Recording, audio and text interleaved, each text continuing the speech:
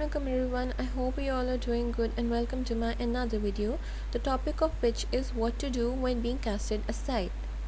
Sheep always moves in a flock, while a lion always walks alone. Be that lion. Stand alone, but stand tall. If you want to go far, go alone. हमने ऐसी situation ज़रूर face की होगी in which we might have been ignored or left alone. So in this situation, आप discouraged ना हो. Try to knock that door again and try to travel on that road again. आप अपना self analysis करें कि कहीं आप कोई गलती तो नहीं कर रहे, कहीं आपका बिहेवियर रूड तो नहीं, या आप ज़रा सी बात पे एग्रेसिव तो नहीं हो जाते जिसकी वजह से आपके फ्रेंड्स या आपके गिर्द लोगों से आपका डिस्टेंस क्रिएट हो रहा हो. आप एक और दफ़ा ट्राई करें और अपनी तरफ से मुतमईन हो जाएं. फिर भी अगर कोई फ़र्क नहीं पड़ता then you should consider it as a signal. It's possible कि वो रास्ता आपके लिए ना हो, वो लोग आपके लिए ना हो, वो जगह आपके लिए ना हो. You just have to stay positive. हो सकता है अल्लाह ने आपके लिए ज़्यादा बड़ा मकाम रखा हो और ये कि वो चंद लोग जिनकी वजह से आप अनॉय हो रहे हैं वाकई आपके लिए सूटेबल ना हो. अल्लाह ताला ने यही फरमाया है कि अल्लाह जानता है, तुम नहीं जानते. You may consider it as a blessing in disguise. हो सकता है कुछ पर्पसलेस चीज़ों से ध्यान हटाकर अल्लाह आपका ध्यान किसी और अच्छे मकसद पर लगा रहा हो. It might be your studies या फिर आपका करियर.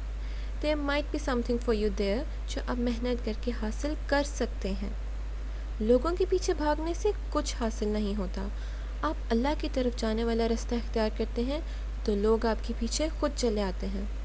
आप अपना टाइम डिसअपॉइंटमेंट में वेस्ट करने के बजाय जब एफ़र्ट करते हैं और इस एफ़र्ट के नतीजे में तरक्की हासिल करते हैं तो फिर लोग देखते हैं और तब आपको उनके किसी किस्म के बिहेवियर से कोई फ़र्क नहीं पड़ता.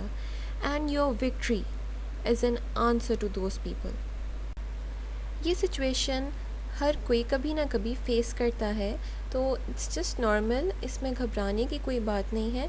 बट इट डिपेंड्स कि आप किस तरह का रास्ता इख्तियार करते हैं. आप अपना सारा टाइम डिसअपॉइंटमेंट में ही वेस्ट कर देते हैं और do you really fuel up your growth. चले मैं आपको एक वाक़या सुनाती हूँ.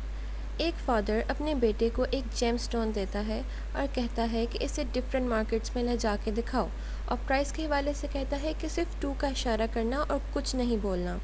सबसे पहले तो वो एक सिंपल सी मार्केट में लेके जाता है, वहाँ इशारा करता है 2 का तो लोग समझते हैं कि शायद इसकी प्राइस सिर्फ 2 रुपीज़ ही है. इसके बाद वो एक एक्सपेंसिव मार्केट लेके जाता है इस जेमस्टोन को.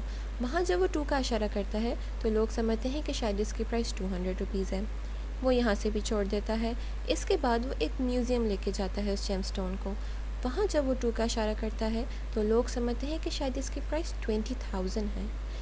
इसके बाद वो एक एंटीक म्यूज़ियम जाता है. जब वो वहाँ 2 का इशारा करता है तो लोग समझते हैं कि शायद इसकी प्राइस 2 लाख है.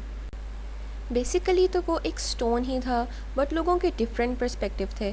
किसी ने उसे इतना प्रेशियस समझा कि उसकी प्राइस 2 लाख बता दी और किसी ने सिर्फ उसे 2 रुपीज़ का ही समझा. तो इसी तरह आप अपने लिए एक हायर रैंक ढूंढें. Consider your self as a gem and be that gem. आप अपने लिए एक अच्छा सोशल सर्कल ढूंढें so that you grow and excel in your social, spiritual and moral areas of life. So guys, if you face any sort of problem in your daily life, you may ask in the comment section. Thank you and bye bye.